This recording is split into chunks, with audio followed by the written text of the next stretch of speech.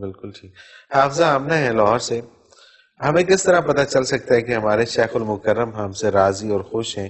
نیز کون سا عمل انسان کو شیخ سے زیادہ فیض یاب ہونے میں معاون ثابت ہوتا ہے؟ بیٹے بات یہ ہے کہ شیخ ہوتا ہی وہ ہے جو کسی طالب سے ناراض نہ ہو. ٹھیک ہے. شیخ کو زیب ہی یہ دیتا ہے کہ کسی طالب سے ناراض نہ ہو، وہ کبھی ناراض ہوتا ہی نہیں.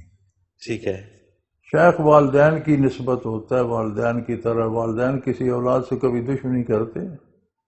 سوال ہی پیدا نہیں ہوتا. تنبیہ کرتے ہیں تو اولاد کی بہتری کے لیے. شیخ کسی کو جھڑک بھی دیتے ہیں تو اس کی بہتری کے لیے، ناراض نہیں ہوتا. یہ بات تمام لوگوں کو ذہن سے نکال دینی چاہیے، تمام طالبین کو، کہ شیخ کبھی نہ، اگر شیخ ناراض ہو تو بچتے ہی کچھ نہیں. صحیح. اس لیے شیخ کبھی ناراض، اللہ جنہیں یہ منصب دیتا ہے انہیں اتنا حوصلہ بھی دیتا ہے. بالکل ٹھیک بات ہے. دوسری بات یہ ہے بچے کہ شیخ کی خوشنودی اتباع رسالت میں ہے. جتنا آپ نبی کریم صلی اللہ علیہ وسلم کا اتباع کریں گے، جتنا حضور آپ سے خوش ہوں گے، اتنا شیخ بھی خوش ہوں گے. صحیح. جتنا اللہ کے رسول کو ناراض کریں گے تو شیخ تو راضی نہیں رہ سکے گا. شیخ تو اس بارگاہ کے ایک خادم ہے. تو آپ بارگاہ کے صدر نشین کو ناراض کریں تو اس کا نوکر آپ سے راضی ہو، یہ تو نہیں ہو سکتا.